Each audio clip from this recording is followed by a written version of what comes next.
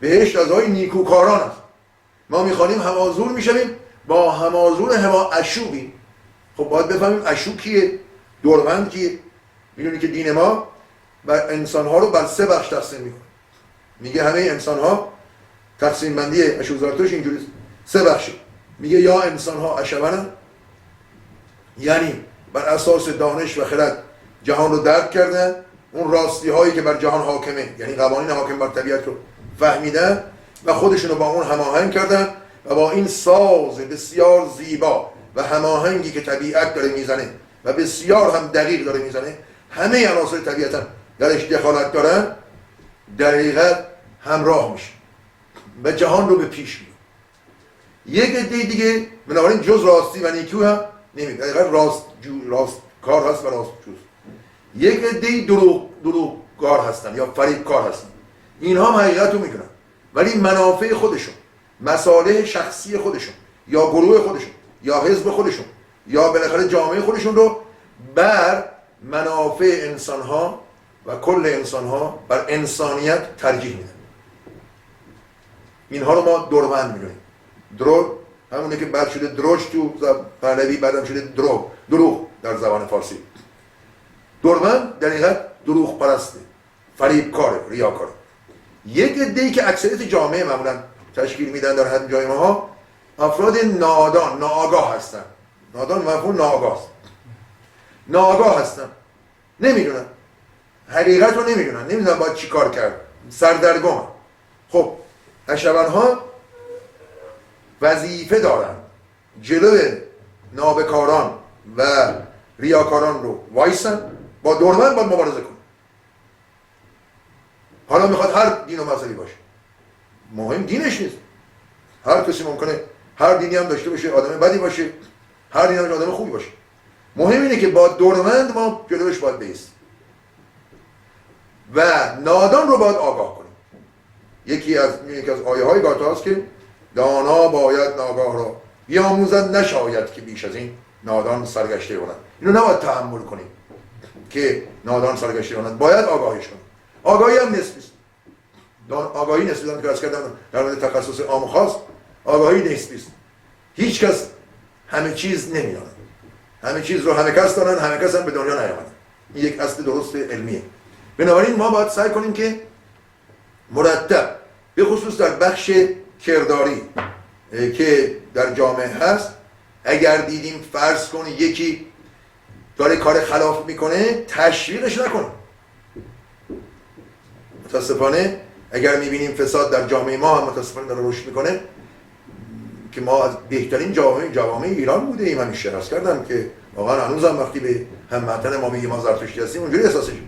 چرا؟ برای که خب اولی که دروغ گفته گفتیم حالا طور نیست، دومی که گفته طور نیست، حالا این طور نیست. خب یواش یواش هم میره دیگه چک بی محل میکشه، دیگه پول مردم رو میخوره، دیگه زمین خاری میکنه، میره زمین وقف و چیز میکنه، دیگه هزار دیگه یواش یواش. کسی که از اول، همیشه از قدیم یادمه میگفتن که سیردوز پیازدوز خزینه شاهدوز، دیگه از اول که نمیده خزینه شاه بذاره. ولی این تفکر، این اندیشه، میدونی که همه فسادها از دروغ شروع میشه. همه فسادها.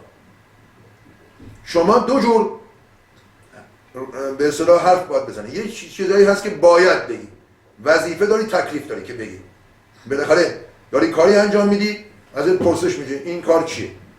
خب تو کارها فساد چرا به وجود میاد؟ برای که به خودشون اول میقبولانن که من میتونم دروغ بگم. یعنی اگر مثلا این فهمید کسی، من دروغشو میگم. اگر حالا بشه راست بگم که شما اگر واقعا بتوانید این جهان رو کاری بکنید که جهانیان قبول کنن که آقا ما یا توی جهان هم تو همین ایران خودمون مثلا این 72 میلیون فقط 2 روز یا 10 روز هیچ کی دروغ نگه، هر چی میگن راست میگن. حالا تازه راستم مجبور نباشن بگن، جز راست نگوین، خب، و هر راستم نگن. شما بگید فقط جز راست نگن، حالا هر راستم نمیخواد بگن، اگه راست به ذرهشون نگن. آیا دیدین اصلا دنیا چجوری میشه؟ چقدر آدم ها کشف میشه که اینها ظاهرشون درست و پاکه ولی باطنشون در حقیقت دوربنده. چون دوربند کسی است که ظاهرش درست نشون میده، ولی باطنش خرابه. پیگار در باطن دروغ دیگه، در ظاهر قشنگه. این هست که این تقسیم بندی بسیار تقسیم بندی جالبی است به نظر من. هنوزم کارایی داره، هنوزم در قرن 21 کارایی داره و بسیار میتونه ما رو راهنمایی بکنه که پا چه دسته بشیم. برای وقتی میخونیم همازور بیم، همازور هما اشوبیم، دور از بنا و ناکاران بیم، همین یه جمله کوچولو رو خدا وکیلی ما زرتشتی‌ها اجرا کنیم، باور کنید من نمیتونم حالا آمار بدم، ولی من فکر کنم بعد از 10 سال جزء جامعه نمونه دنیا بشیم، باور کنید. همین همازور بیم، جز همازور اشون، همازور کسی دیگه نباشیم، دور از بنا و ناکاران بیم. نه که وقتی چون اغلب این دوربندان و بناکاران تازه ادعاشون هم میشه، تازه به اونایی که اشورن فلان بهشون میگن پپه و هالو و این چیزا متاسفانه مد شده. موبت یا بهدین میاد سر کلاس بچهش درسش میدن، بهترین درس‌ها رو معلم آموزگار دینی عزیزان ما که دارن زحمت میکشن به بچه آموزش میدن. راه در جهان یکیش راه راستی است، به پیر به پیغمبر همین. میره خونه، خب پدر مادر یک حرفی میزنه یا بهش بابا اینا چرته، امروز اگه بخوای پیش بری نمیشه فلان، خب همه اینا از بین میره.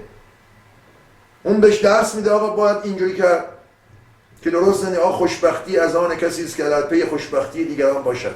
این یک اصل علمی است، این یک کشف حقیقت که زرتشت حقیقت رو کشف کرده، به مردم اعلام کرده. نمیشه جامعه ای که این همه تضاد هست که یکی از شب گرسنگی میخوابه، یکی هم اینقدر غذا داره که 3 برابر اون غذا رو میزه تو سطل آشغال. آقا این جامعه سالمی نیست. حالا تحت هر اسمی، تحت هر علمی، تحت هر جای دنیا باشه، تحت هر نامی باشه، مهم نیست تحت چه نام است، این جامعه سالمی نیست. درسته که باید طبقات بر اساس مفید بودنشون دارای زندگی بهتری باشن، این حق هر فردی است. حق داره هر فردی که مفیدتر برای جامعه، بار بیشتری برای جامعه میده، در زمان کمتری تولید بیشتری میکنه، از درآمد جامعه هم بیشتر استفاده کنه، چون خودش تولید بیشتری میکنه. چون میدونید پول یعنی کار فشرده شده، پولش مفهوم دیگه نداره. پول یعنی کار فشرده شده و ما پول میدیم کار فشرده شده میگیریم. پول کار فشرده شده خودمون رو میدیم، مثلا 1 کیلو گوشت میخواد، خب 1 کیلو گوشت هم کار فشرده شده. همین برقی که روشن داره 1 کیلو کار فشرده میشه، به صورت برق میاد تو خونه ما. پس ما هم پول میدیم برق میگیریم، پس کار خودمون رو میدیم. پس پول یعنی کار فشرده شده قبوله. بنابراین این مسئله بایستی بدانم که بالاخره اینم یک نسبتی داره. نمیشود یک جایی این همه فقر باشد، یک جایی همه غنا باشد. باید جامعه یه جوری تغییر بشه. خب این وقتی است که شما بتوانید دوربند جلوش بگیرید.